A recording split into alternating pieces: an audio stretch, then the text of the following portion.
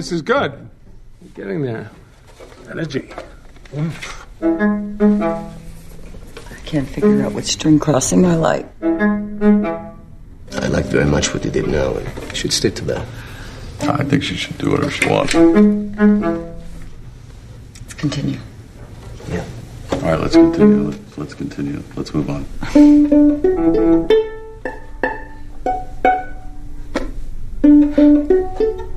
Do you mind, Robert?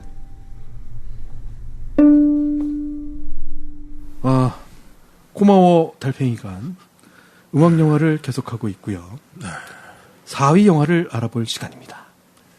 4위는요? 무용보 이렇게 4명이 만나서 한 소리를 내는 건 아주 특별한 일입니다. 뭔 소리야? 아니 내가 이거 그냥 간단히 소개하려고 했는데 약간 감성에 젖었어. 잠깐. 아니 얘기를 하다가 지가 얘기를 해놓고 빙긋이 웃고 있어.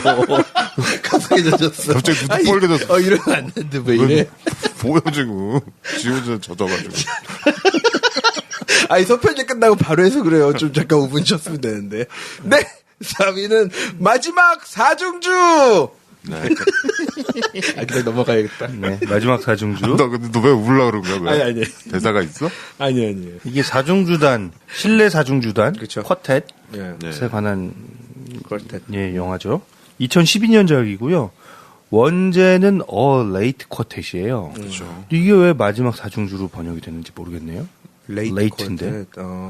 레이트. 레이트 하면은 이제 레스트가 아니고 레이트잖아요. 레이트 하면은 이제 죽은 사람 레이트라고 하잖아요. 아, 그래요? 네, 뭐 그런 그런 뜻도 있고 여기 베토벤의 마지막 스트링 쿼텟 그거 때문에 그런. 아, 네. 번역 잘한 것 같은데. 아, 그래요?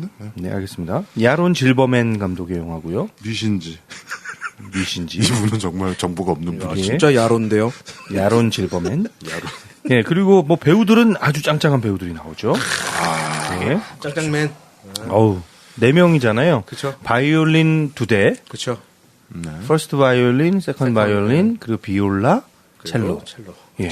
이 첼리스트가 이 쿼텟을 사실은 유지해가는 정신적 지주죠. 그쵸. 그쵸. 예. 나이도 제일 많고. 예, 이 사람들 중에 나이도 제일 많고, 한 세대 위 정도의 그쵸. 사람이고, 크리스토퍼 웰켄이 나왔습니다. 피터. 네. 피터 미첼이라는 역으로 나왔고요. 네.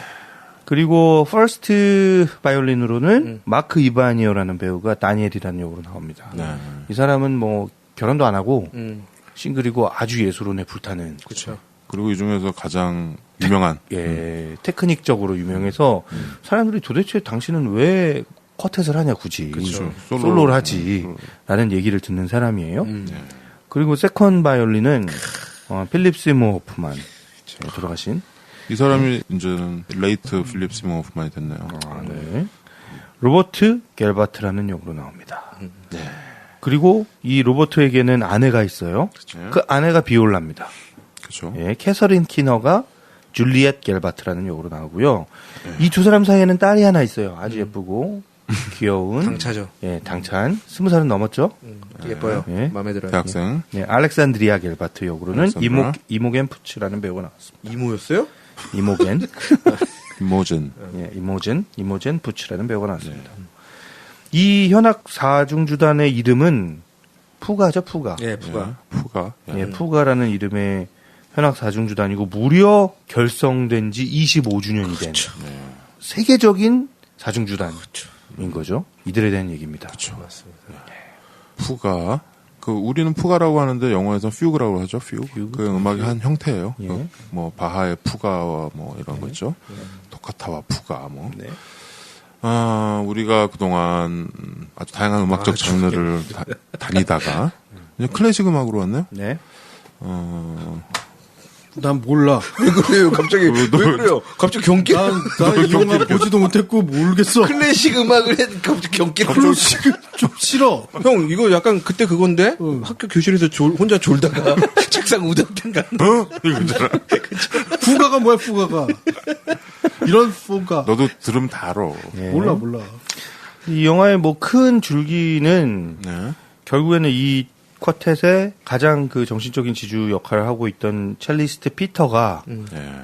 이제 나이가 연세가 많이 들어서 파킨슨 병이 와요. 그 진단을 받죠. 네, 더 이상 이제 연주를 할 수 없는 상황이 됐고, 근데 이제 이 팀이 결성 25주년 콘서트를 앞두고 있는 상황이죠. 근데 그 상황에서 이제 자기 연주를 못하게 되면서 이 팀이 그동안 서로 숨겨왔던 숨겨왔던 나의 뭐야? 예, 예. 숨겨왔던 그 비밀들이 하나씩 이렇게 까집어지고 서로 마음속에 그렇죠. 있던 욕망과 갈등들이 막 튀어나오죠. 예, 튀어나오면서 이제 공연을 할 것인가 말 것인가. 여러 가지 이슈들이 막 생기는데 그 뭐 대단한 그건 아니에요. 그러니까 뭐 대단한 일도 있잖아요. 왜 그래요? 대단한 일? 뭐 그거야 뭐 늘 있는 일이지 인간사. 그러면서 이 쿼텟, 이 퓨그 뭐라 그래야 되냐 이거? 푸가. 그냥 푸가라고 나와갖고. 퓨가야? 퓨그인데? 푸가라고 나왔어요. 이거 푸가라. 고유명사인데 퓨그라고 해야 되는 거 아니야? 미국인데? 참 그냥 후가 해버려. 이 현악 사중주단 이 팀이 겪는 그런 아주 그런 거를 잘 보여주고 있고 상대적으로 음악이 뭐 이렇게 많이 나오진 않아요. 많이 나오진 않는데 뭔가 이 분위기랑 이런 게 굉장히 좀 클래식할하죠. 사람들의 어떤 그 대화나 어떤 그런 거. 근데 얘네들 한꺼풀 베껴보니까 다 그냥 똑같은 사람, 거야. 그냥 사람인 거죠. 다 욕망과 질투의 화신이고 그렇죠. 그런 거에서 좀 그냥 거기에 양복 하나 입은 것 뿐인 거야. 물론 이 사람들은 배경도 뉴욕이고 다 보니까 줄리어드 이런 데 출신이고 아주 뭐 톱 클래스의 뮤지션들이에요. 근데 그 사람들도 다 똑같다 이거지. 그러면서 그런 갈등들을 이렇게 보여줍니다. 뭐가 해결되거나 이러진 않아요. 근데 이 영화를 끌고 가는 이 세 배우 크리스토퍼 월케닌과 필립 시모 호프만, 그다음에 캐서린 키너. 이 셋의 연기와 이 사람들 뭐 음악적인 사람들 아니잖아. 그렇죠. 그런데도 여기서 정말 이 현악 사중구단의 아주 중견 뮤지션들처럼 나와요. 특히 크리스토퍼 월케는 정말 첼리스트처럼 나오는 것 같아. 이 사람 정말 배우야. 사실 시모 호프만이나 아까 그 다니엘 마크 이반이요? 마크 그 사람은 손이나 이런 거 보면 좀 연주하는 그렇죠. 티가 나요? 연주자는 아니라는 게 금방 뽀록이 나는데 크리스토퍼 월켄 물론 첼로는 좀 이게 손하기가 좀 쉽죠. 이렇게 세워서 치니까. 근데 굉장히 그 연기도 잘한 것 같아요. 손싱크도 잘했고. 아무튼 저는 손싱크 진짜 잘 모르겠던데 다 잘한 것 같은데. 그러니까 저도 그렇긴 한데. 근데 이제 뭐 바이올린 치는 사람들 이렇게 손 모양이 있잖아요. 비브라토 하고 이러는 거가 이 사람들 많이 연습한 것 같아요. 근데 그래도 뭐 그렇게 고수들의 그런 거는 뭐 그건 뭐 디테일이고 괜히 난 쓸데없는 걸 보는 거고. 자, 이 쿼텟이 뭡니까? 쿼텟? 뭐 사중주죠. 네. 사중주. 삼중주는? 트리오 아니 저기 트리오. 네. 이중주는? 듀엣. 그렇죠. 듀오, 혼자 하는 건? 듀엣이라고 해야 되나? 솔로죠. 네, 솔로죠. 5명? 판타. 환타? 판타곤. 그, 오각형. 예, 5명이 하는 건 퀸텟이에요. 퀸텟. 예. 6명이 하면? 그건 그냥 합창. 섹스텟이에요, 섹스텟. 뭐, 그 다음에 뭐 쭉 해서 뭐, 10명이 하는 덱텍까지 쭉 있어요, 덱텍까지. 예. 그 용어로. 예, 근데 주로 많이 하는 게, 아까 얘기한 이제, 퀸텟까지. 그렇게 많이 하죠, 한 5명에서. 근데 특히 쿼텟은 스트링 쿼텟이 많죠. 그러니까 스트링 쿼텟 하면은, 아까 최 과장이 얘기했듯이 바이올린 2개, 비올라. 그러니까 현악 사중주죠. 그렇죠, 현악 사중주. 스트링 쿼텟이잖아요. 그래서 그거는 많은 작곡가들이 스트링 쿼텟을 많이 썼습니다. 정말 아름다운 곡들이 너무 많아요. 나는 한때 스트링 쿼텟만 들었던 적도 있어. 너무 좋아서. 왜냐면 가장 완벽한 폼인 것 같아요. 그러니까 물론 오케스트라가 가장 완벽한 거지만 오케스트라 좀 부담스럽잖아요. 근데 정말 가까이서 들리는 음악 사중주라는 게 스트링 쿼텟이. 그리고 현이라는 게 가장 사람 그 주파수를 괴롭히는 그 소리예요. 사실 그 이 네 악기가. 그러니까 여러분들이 그 스트링 쿼텟의 사운드를 가장 잘 느껴볼 수 있는 게 차이코프스키의 스트링 쿼텟이 있어요. 아주 유명한 그 1번 현악 사중주 1번의 2악장이 칸타빌레 그거잖아요. 지금 나오는 이건가요?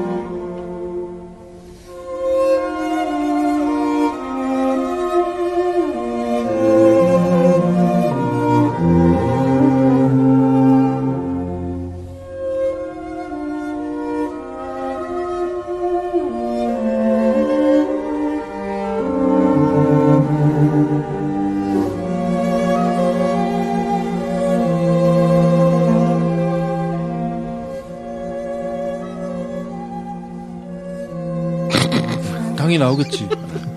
우린 모르잖아. 나오고 있겠지. 들어야지 알잖아요, 우리. 안단테 칸타빌레. 칸타빌레가 뭐예요? 노래하듯이잖아. 그래서 굉장히 약간 느리면서 노래하듯이. 근데 이게 악기가 지금 방금 얘기한 바이올린 2개, 현 4개로 하는 겁니다. 근데도 되게 위아래가 꽉 차 있고 굉장히 부담도 없고 들을 때 좋아요. 그러니까 현악 4중주 이런 거 찾아가지고 웬만한 작곡가들은 굉장히 많이 써서 현악 4중주를. 그 합창도 4중주를 하잖아요. 그렇죠. 네. 중창으로. 그러니까 이 4라는 숫자가 이 쿼텟 4라는 숫자가 밴드도 비틀즈가 몇 명이야? 4명이죠. 4명이네요. 레드제플린도 4명. 그거는 아주 높은 소리, 아주 낮은 소리, 중간에 이제 높고 낮은 소리 이렇게 해서 그런 거 아니에요? 그리고 성가대, 합창단 뭐 다 그렇죠. 서파트로. 예. 테너 베이스. SATB라고 하죠. 소프라노, 알토, 테너, 베이스 이렇게 해서 4파트고. 참 그래요. 좋네요. 넷이서 하면은 그게 완벽한 건가 봐. 근데 그게 재밌는 게 현대 락, 대중음악, 락음악, 재즈 이런 것도 이렇게 4명이서 많이 하거든. 그죠? 밴드도 딱 4명이잖아. 기타, 베이스, 드럼 하는 뭐지? 보컬? 보통 기타가 둘이죠. 네, 그렇죠. 리드 기타 뭐. 그런 식으로 이 스트링 쿼텟이 있는데 지금 이 영화에서는 이 퓨그 쿼텟은 25년간 손발을 맞춰온 거의 완벽한 세계 최고의 쿼텟이 돼 있는 거야 이미. 그러니까 처음에 영화 시작할 때부터 이 사람들은 최고인 거죠. 그런데 영화가 쭉 지나가면서 아까 얘기한 갈등들이 나옵니다. 이 아버지 같은 원래 그러니까 학교 다닐 때 교수님이었던 것 같아요. 근데 워낙 천재적인 바이올리니스트가 다니엘이 우리 쿼텟 만들 텐데 들어오세요. 이렇게 한 거예요. 교수님한테 싸가지 없이. 우리 말로 하면 정말 싸가지 없는 짓을 한 거지. 근데 그걸 그 교수님이 받아들이고 쿼텟의 첼로를 치면서 25년을 온 거야. 그 학생들이 와. 그때 팀 만들자고 했던 애들은 이제 40대 막 중후반이 됐고, 한 30살 많으니까 이 피터는 크리스토퍼 월켄은 70대 막 후반이 되는 거죠. 근데 어느 날 이렇게 손을 막 이러더니 병원 가봤더니 파킨슨 병이래잖아요. 중위 증상이라고. 그러니까 이제 내가 이제 그만둬야 되겠다. 그래서 자기 땜빵을 하나 그렇죠. 박으려고 누굴 뭐 섭외도 하고 누구 사람도 만나고 해요. 그 갈등이 하나 가고 또 하나는 이 두 부부 제2 바이올린과 비올라 사이에 있는 딸 다 음악 가족이에요. 그 딸이 이 제1 바이올린 다니엘한테 레슨을 받다가 사랑하는 거죠. 둘이 사랑에 빠져. 그렇죠. 이 약간 막장 코드가 하나 갑니다. 그리고 거기에 그렇죠. 1바이올린과 2바이올린 사이에 알력 다툼이 있죠. 제2 바이올린이 갑자기 나도 할 수 있는데 나도 제1 바이올린 할래. 왜냐면 바이올린이 두 대인데 하나가 솔로를 주로 하고 그렇죠. 한 명은 다른 파트들과 뒤에 코러스를 우리식으로 하면 코러스를 하는 거예요. 그래서 자기도 이제 솔로 내가 뭐가 나도 충분히 할 수 있다. 그래서 이제 제의를 한 게 그거였죠. 그러니까 그때도 그 절묘한 대사가 나와요. 타이밍. 넌 진짜 최악의 타이밍이었다. 지금 그 얘기를 꺼낸 게 뭐냐면 이 파킨슨 병을 알아서 내가 지금 연주가 힘들 것 같다라고 얘기한 그날이었거든요. 그래서 다 헤어지고 집으로 돌아오는 날 밤에 그 골목에서 그냥 그런 얘기를 길거리에서 그냥 꺼내죠. 나도 할 수 있다. 그래서 우리 그냥 앞으로 1바이올린, 2바이올린을 나눠서 하자. 갑자기 이제 쿠데타 같은 그런 상황이 벌어지니까. 근데 또 아내는 자기 편을 들어줄 줄 알았는데 그렇죠. 아내조차도 그렇죠. 당신 지금 무슨 소리 하고 있는 거야? 네, 뭐 이런 식으로 우리가 존속하려면 그렇게 가면 안 되지라는 그렇죠. 식의 뉘앙스를 풍기니까 남편은 또 거기서 완전히 배신감을 느끼는 거죠. 그렇죠. 그러면서 자존심을 굉장히 다치죠. 아내도 그러니까 너는 제2바이올린이야. 왜 감히 뭐 이런 느낌을 받는 거야. 그러니까 그걸 20년 5년 동안 느껴왔던. 홧김에 그냥 바람을 또 펴버려요. 그렇죠. 또 아내한테 딱 걸리죠 또. 그 여자 아주 몸매가 아주 저 깜짝 놀랐어요. 조깅녀. 좋았어요? 아니, 그 중간에 왜 플라밍고 댄스 같은 거 네. 하는 여자를 만나가지고. 맨날 같이 이렇게 그 조깅할 때 만나는 친한 동네 사람인데 먼저 그런 관계가 되는 거죠. 그래서 이제 이런 여러 가지 갈등들이 막 이제 엉키면서 마지막 이 25주년 콘서트를 향해서 달려갑니다. 그렇죠. 그리고 25주년 콘서트를 하면서 끝나요. 예. 그렇죠. 영화는 여기서 잠깐. 네. 지난주에 1900를 못 봤거든요. 그리고 봤어. 뒤늦게요? 뒤늦게. 봤는데. 녹음한 다음에 보면 뭐하냐. 이거 얘기해 주는 거야. 우리 청취자들은 다 그렇게 들을 거 아니야. 그네. 거의 네가 청취자냐? 내가 청취자 입금을 봤다니까? 알았어. 들어봐. 그러니까 한번 청취자의 입장이 되고 있다는 거잖아요. 근데 그 영화 별로 재미없어. 솔직히 그렇게 독주 빨리 하는 거 있잖아. 그 별로 느낌 안 와. 근데 진욱이가 설명한 거 있지. 더 재밌어. 완전 재밌어. 막, 와! 막 이런 거. 진욱이가 그때 어떻게 하고 있었겠구나. 진욱이가 여기서, 와! 했겠구나. 이런 걸. 기적이 담배를 피아노 줄에 갖다 댔는데 뿌리부터. 진욱이를 생각하면서. 그래서 내가 음악도 깔아줬잖아. 거기서. 아, 그쵸. 거기서 그거 치는 거. 그래서 이 영화도 아마 그렇지 않을까 하는 생각을 하지만 일단 들어볼게요. 이 영화에서는 그런 뭐 엑사이팅한 장면은 없습니다. 잠깐만요. 그래서 못 보셨다는 거예요, 이 영화? 이 영화 못 봤다고. 나 그쵸? 처음에 얘기했잖아. 그쵸? 그래서 못 보셨다는 거죠. 다시 하나는 청취자 내가 입장에서 청취자 입장에서 들어보려고. 예, 아 역시. 약간 무책임한데. 무책임해. 난 무책임해. 그래서 어떻게 했어? 어디까지 얘기했어요, 우리가? 그래서 마지막에는 결국에는 연주를 하다가 아니면 중간에 막 대판 싸우고 난리도 아니에요. 막 주먹 싸움 하고. 예, 뭐.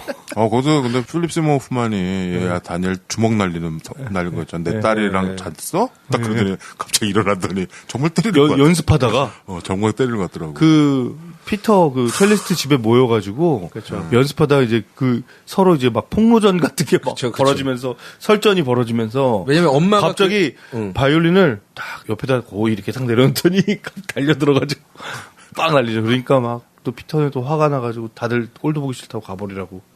오늘 사단이 납니다.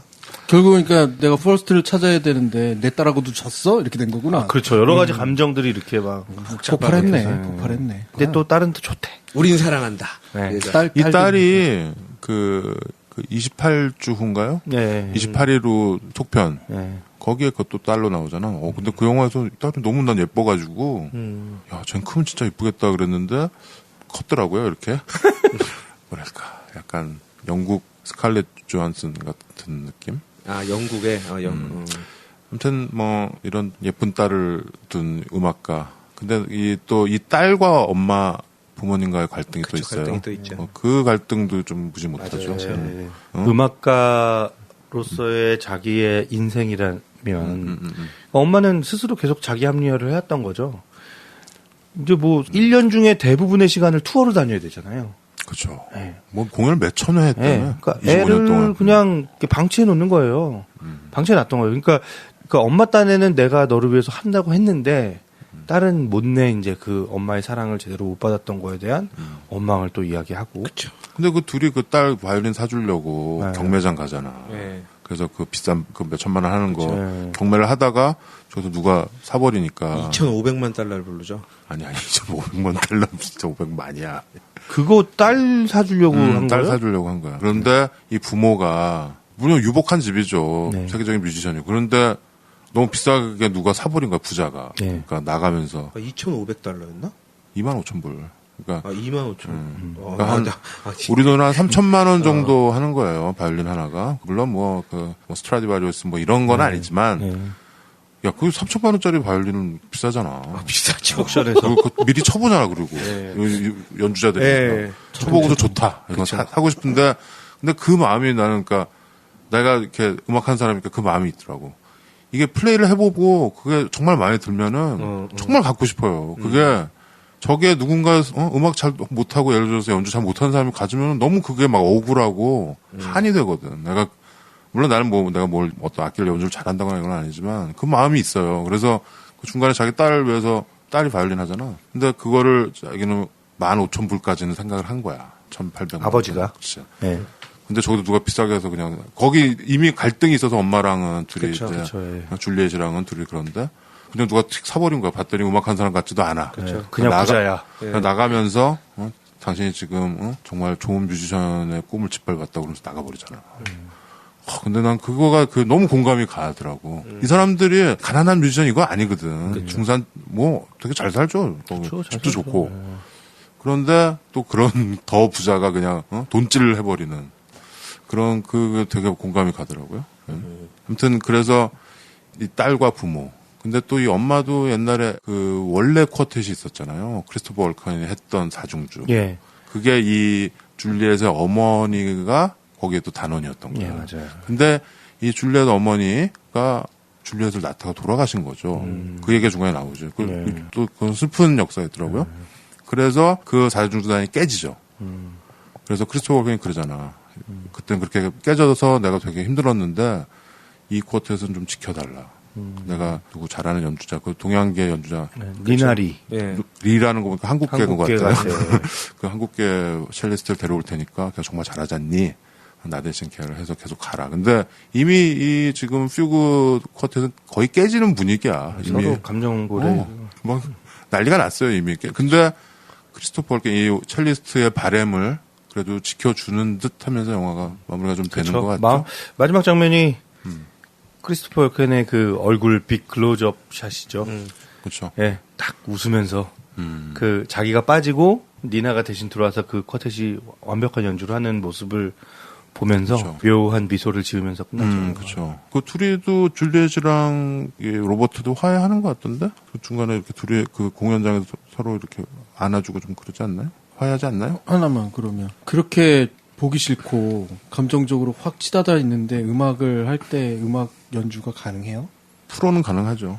프로는 이게 약간의 그런 건가? 이렇게 부부싸움만 코미디 부부가 무대 위에서는 서로 치고받고 하는 거? 프로는 가능한데 쿼텟이나 밴드나 뭐 다 뭐 어차피 원리는 같잖아요. 근데 정말 팀워크는 정말 좋을 때 나오는 것 같아요. 그래서 좀 시너지가 나오고. 근데 프로들은 어느 기본 나가리는 해주죠. 기본 나가리. 전문 용어 자꾸 나오네. 근데 저는 좀 이 영화 보면서 이렇게 우리 무용보 생각을 좀 했던 것 같아요. 아 그래? 그러니까 누가 첼로야? 아니 그러니까 누가 그러니까 이 업으로 뭔가를 하고 있는 거잖아요. 같이 이렇게 그렇죠. 딱 그 균형을 딱 맞춰서 아주 밸런싱이 잘 되어 있는 상태인데 여기서 누군가가 한 명 그만둬야 되는 상황이 됐을 때 그때 따라오는 책임감 같은 거 있잖아요. 내가 이거를 망쳐버릴 수 있구나. 나의 문제로 인해서 이게 망쳐질 수 있구나라는 그 책임감이 다 있는 것 같다는 생각이 들더라고요. 물론 감정이 막 치닫고 뭐 그러네. 서로 막 싸우고 막 이러는 부분들이 나오지만 그래도 그 쿼텟을 사랑하는 그 마음은 다 동일하게 있거든요. 사랑하고 어떻게 보면 자기가 살아온 터전이기도 하고. 근데 뭐 우리가 뭐 이거 무용보로 돈을 벌고 뭐 이런 건 아니지만 예? 어쨌든 우리가 지금 몇 년 넘게 이걸 같이 해오고 있는데 제가 중간에 힘들어서 관둬야겠다. 내가 뭐 그런 얘기 한 적도 있고. 좀 약간 한두 번씩 관둬주기도 했잖아. 예. 그거 중에 나는 그런 느낌이 좀 주먹질하고 들었어요. 싶었던 사람이 한 명이 있긴 있지. 형 자꾸 그렇게 이렇게 난 진짜 주먹질하고 야, 싶었지. 내가 뭐 네 동생이랑 뭐 저기 한 것도 아니고. 그래도 그럼 내가 맞을만 하지. 넌 못생겼잖아. 만약에 네 동생이 내가 그랬으면 못생겼잖아. 맞아야지 뭐 어떡하냐. 근데, 다니엘도 그렇게 잘생기진 않았어요. 근데 다니엘은 엄청난 천재 연주가니까. 그렇죠. 그렇죠. 그리고 여기서도 굉장히 연주를 잘하는 걸로 나오죠. 천재 작곡가잖아요. 누가? 형 파킨슨병 조심해요. 파킨슨병 조심하세요. 아니, 근데 그릴 수 있어야 합니다. 지금 최 과장님이 얘기를 꺼냈는데 제가 처음에 이 소개 문구를 하다가 왜 그랬냐면 제가 써놓은 걸 읽고 말았어요. 이 얘기는 그냥 이 얘기를 하려고 무용보 얘기라고 제가 써놨거든요. 아, 네 근데 명이라? 그 얘기를 먼저 던져버린 거예요. 지금 제가 잘못으로. 근데 뭐라 얘기를 던져버리니까 갑자기 이게 막 좀 감정이 올라갔고 그러니까 지금 딱 형 얘기한 것처럼 여기 대사를 좀 인용을 하면서 써놓으면서 옆에 괄호치고 무용보 생각 이렇게 써놨거든요. 그러니까 저도 보면서 무용보 생각이 나는 거예요. 자꾸. 여기에서 그런 얘기가 있어요. 우리는 반주가 아니다. 우리 넷은 하모니다라는 대사가 있거든요. 나 이 영화 이거 볼 거거든. 이분 아니면 이분 아닐 것 같아 지금. 그러니까 좀 미리 좀 봐라. 미리. 아니 내가 지금 시험적으로 해보잖아 지금. 어? 이거 내가 보는데 이분 안 들어. 형 이거는 형이 1900 실망했다 그랬는데 이거는 괜찮아요. 괜찮아? 네. 근데 마지막 사중주는 내가 이거 영화를 보고 너무 좋아서 근데 이 굵직한 배우들이 나오는데도 많이들 몰라요. 저도 이런 몰랐어요. 거. 저도 그렇죠. 예, 형이 소리 소문 없이 나온 영화야. 소개해주기 전에는 이 영화의 존재조차도 몰랐어요. 그래서 내가 굉장히 많이 추천을 했어요. 근데 본 사람마다 다 좋대. 그러니까 영화 좋아하는 사람도 좋다 그러고 음악 좋아하는 사람도 좋다 그러고 둘 다 좋아하는 사람 더 좋다 그러고 아주 잔잔하면서도 약간 거기에 이렇게 울림들이 조금씩 있는 것 같아요. 그래서 우리가 사실 뭐 이 클래식 연주자의 삶을 우리가 어떻게 합니까? 저 뉴욕에 사는 거기 막 카네기고 거기서 공연하고 중간에 보면 메트로폴리탄 이런 데 가서 그림 구경하고 이러잖아. 그런 사람들의 삶이 있는 그런데 그 사람들도 똑같네? 어? 질투하네? 저 세컨처 제이 바이올린 질투하네? 어? 막 그런. 락밴드처럼? 우리도, 그리고 얼마든지 일어날 수 있는잖아요. 그러니까 이걸 보면서 어떤 팀, 4명의 팀이 있는데 그간의 알력, 거기에 또 어떤 질서. 그렇죠. 그리고 이거를 유지하려고 하는 그거. 그리고 서로 정, 미움, 애증, 막 이런 게 다, 어디 가나 다 똑같구나. 이런 생각이 드는 거죠. 근데 거기서 탁 중심을 잡아주는 거는 제일 실력이 좋은 다니엘이 아니고 첼로를 하는 제일 나이가 많고 대장 인품이 훌륭한 그렇죠. 인품이 좋은 그렇죠. 피터예요. 모두가 다 존경하죠 사실은. 그렇죠. 다 존경하고 막 싸우고 주먹질하고 그러니까 피터가 그냥 2층으로 올라가잖아요. 네. 그렇죠. 다 가라. 내가 내려왔을 때 너희 없었으면 좋겠다. 그렇죠. 근데 또 안드레가 또 올라가서 또 사과를 하잖아. 그런데도 그냥 너 당장 걔랑 헤어져. 딱 이렇게 하잖아. 네가 그걸 뭐라고 부르든 간에 사랑이든 뭐든 간에 당장 헤어지는 게 맞다. 이렇게 아주 직선적인. 근데 사실 그게 옳거든. 그리고 딸도 그걸 알고. 그래서 뭐 그런 것들이 얘기들이 딱딱 이렇게 해결도 되고 또 다른 문제도 낳고 이러면서 지나가죠. 캐서린 키너가 참 인상적이었어요 저는 여기서. 그렇죠. 아주 연기가, 뭐 중요한 연기를 보여주죠. 캐서린 키너. 그 캐서린 키너 입장에서 저는 좀 영화를 이렇게 보려고 했는데 왜 그랬냐면 이 4명 모두 이 쿼텟에 대한 애정 그리고 이걸 지켜야 되겠다는 마음이야 뭐 다 있었겠지만 그걸 가장 적극적으로 드러내는 게 사실은 캐서린 키너거든요. 그렇죠. 줄리엣.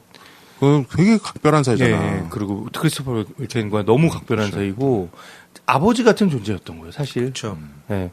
그러니까 아버지 같던 이 첼리스트가 빠졌을 때 우리 쿼텟이 과연 존재할 수 있는가라는 그 고민을 굉장히 이제 심각하고 진지하고 약간은 발을 동동 구르면서 이걸 어떻게 해야 될지 모르는 어떤 그런 고민에 빠져 있는 상황이죠. 근데 그 와중에 남편한테 상처도 주고. 그렇죠. 예. 아주 그냥 남편 실수하고 나는 그 사실 실수한 거잖아요. 남편이 그날 자기가 험한 얘기 듣고 그냥 술 먹고. 그냥 홧김에. 그런데 그냥 단칼에 나가라 그랬죠. 네. 단칼에 넌 아웃이야. 무섭더라. 아니, 그래도 뭘 무서워. 그러면 네가 그러면 안 잘못만 되죠. 안 하면 잘못했잖아요. 안 하면 되는 거지. 잘못하니까 그걸 또 무섭지. 걸리냐. 그러니까 바람을 안 피워보는 애들이 꼭 잘 또 걸리고. 너는 안 걸린다는 얘기잖아 지금. 나는 바람을 피울 일이 없지. 결혼 안 했으니까.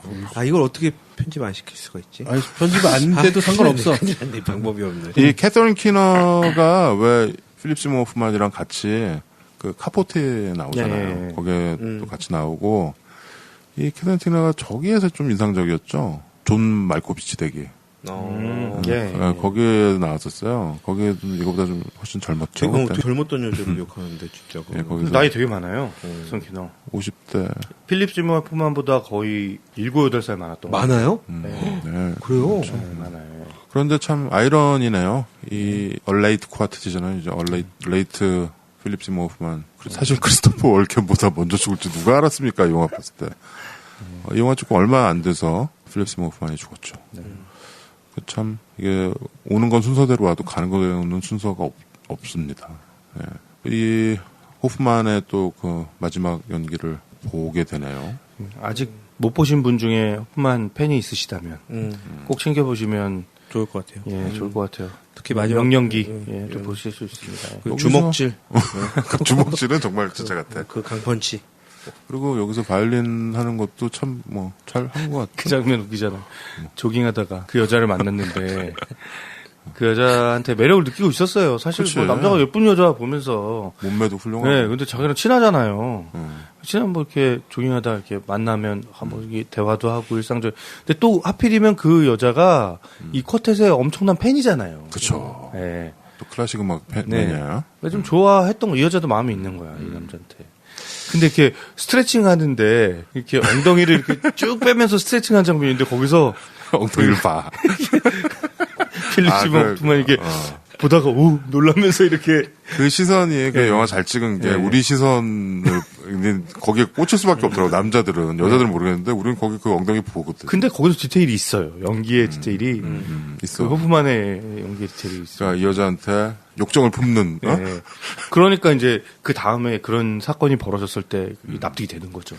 어떤 그런 그 크지 않은 표현인데 거기서 우리는 딱 눈치를 채는 거지 벌써. 아이고, 아이고, 너 남자네. 그런 거죠. 왜 많이 사람들이 못 봤을까요? 아 이게 제목이 일단 이게 보통 외국에서 좀 흥행이 되고 이러면은 좀 늦게라도 개봉하는데 이거는 외국에서도 흥행을 굉장히 못했어요. 못했어요. 홍보도 뭐 안 됐는지 하여튼 이 영화는 외국에서도 그냥 소리 소문 없이 개봉했다 사라졌어요.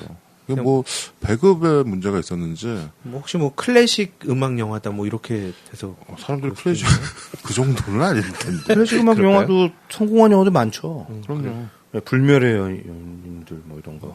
이모탈 빌러브드. 아마도. 아, 그럼 이모탈 빌로우드 하니까 이 지금 여기서 연주한 이 사중주를 브렌타노 쿠아텟이라는 데가 했어요. 그게 그 브렌타노가 그 뭐죠 안토니 브렌타노라고 그 베토벤이 사랑했던 불멸의 연인 아니야.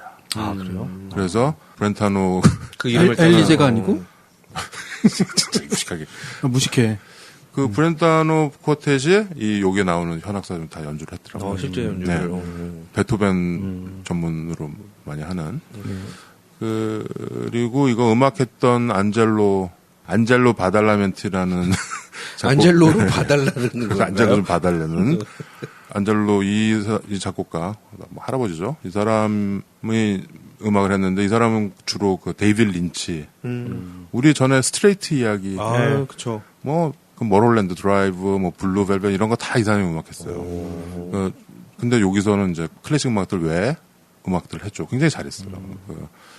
안 튀게. 왜냐면 음악 영화에서 배경음악 되게 중요하거든. 그렇죠. 근데 서편제에서 저 전자음악 소리 나는 소리. 야 그때 그 서편제에서 전자음악은 그때 되게 극찬했어 여기저기서. 물론 나는 그때 싫었지만 김수철 뭐 작은 거인. 좋았어. 왜 나쁘다고 생각할까? 네가 아까 나쁘다며. 아니, 나는 판소리에 대한 사운드가 저기 하다는 거지. 그 음악 자체가 나쁘다고 얘기한 적은 없잖아. 판소리를 느끼질 네, 못하니까. 아무튼 이 바달라멘티는 데이빗 린치의 음악, 뭐 스필버그 음악 다 존 윌리엄스가 했듯이 그런 좀 그런. 저도 잘 근데 기억이 안 나요. 근데 그 사중주 음악 빼고는 음악은 전혀 기억 안 나요. 그러니까 잘 안 튀게 잘한 거죠. 그러니까 예를 들어서 나는 이 음악이 되게 잘했다는 느낌이 드는 게 마지막 라스트 씬에서 그 베토벤을 연주하다가 크리스토퍼 월켄이 연주를 멈추잖아요. 그렇죠. 중간에. 그 7악장짜리를 안 끊고 해야 되는데. 그 얘기 나오죠.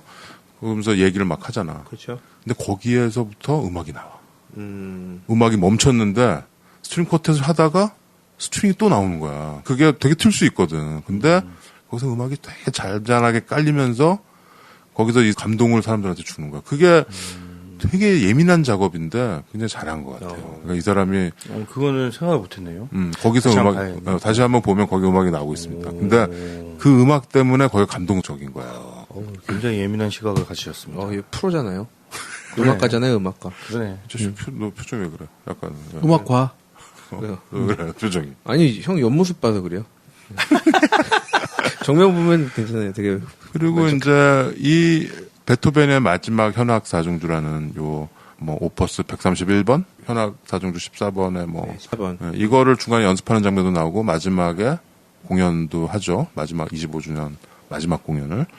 이게 베토벤의 마지막 현악 사중주라는 의미도 있고 이 현악 사중주. 그러니까 이거에 아까 우리 스모크 온 더 워터 딥퍼플처럼 하나씩 들어오잖아. 처음에 시작해서 제이 바이올린, 첼로 이렇게 들어오죠. 비올로, 첼로. 근데 요 앞에 부분만 한번 들어보세요.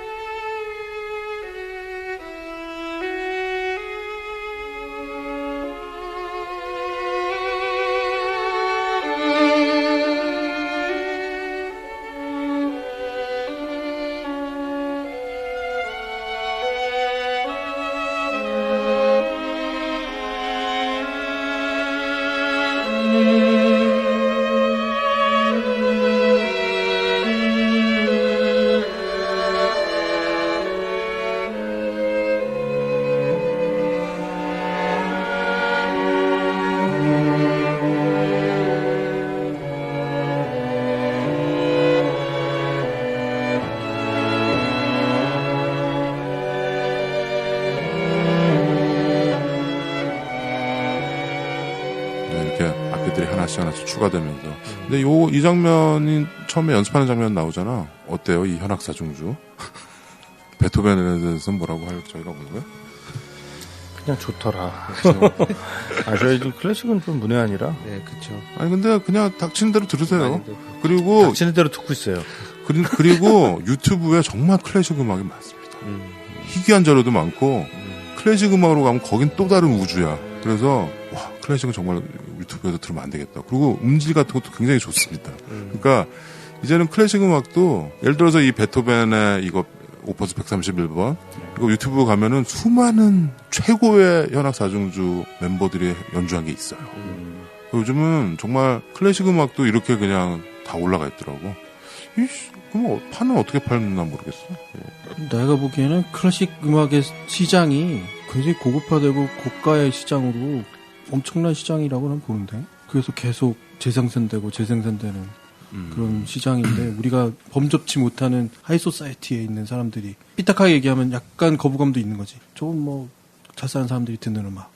아니 근데 클래식도 좀 많이 이렇게 내려왔잖아요. 아 물론 팝 많이 굉장히 저변이 넓어지고 뭐 젊은 클래식 음악가들이 좀 대중적으로 파고드는 그런 시도들이 굉장히 많죠. 되게 미안한 건데 사실은 한여름밤의 음악회 이런 데서 클래식 공연을 들으면 그 가운데 연주하는 팝 음악을 들을 때가 제일 좋아. 아니 그건 뭐 개개인의 취향인데 나는 아직도 내가 처음으로 라이브로 오케스트라를 들었을 때 그 감동을 잊을 수가 없어요.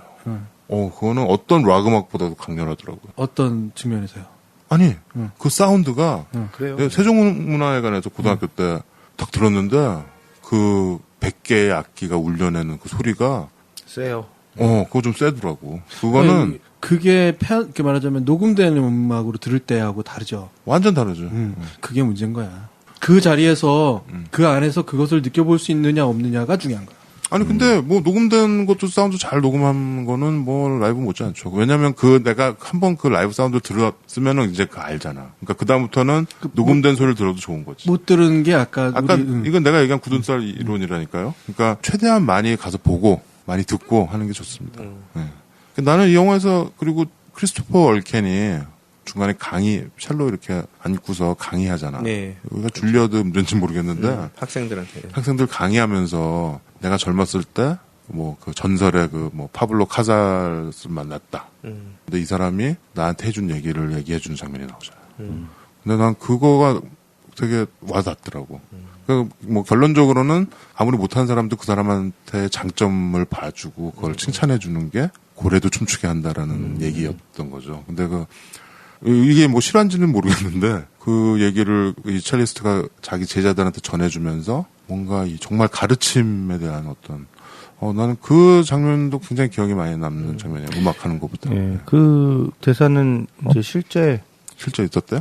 예, 실제 다른 어떤 유명한 첼리스트한테 로부터 나온 회고를 근거로 만든 대사라고 하더라고요. 팩트 체크를 해줘서 감사합니다. 예. 클래식 쿼텟 25년 하면 락밴드처럼 분열한다. 그런 영화죠. 락밴드 25년 했으면 ACDC도 아니고 메탈리카가 한 30년 했나? 유투랑? 그만큼 오랫동안 서로가 서로를 바라보면서 음악을 하는 것이 또한 어려운 일이다. 라는 영화로 정리하겠습니다. 막무가내의 신체 공격 영화 리스트업. 무슨 영화를 보겠다고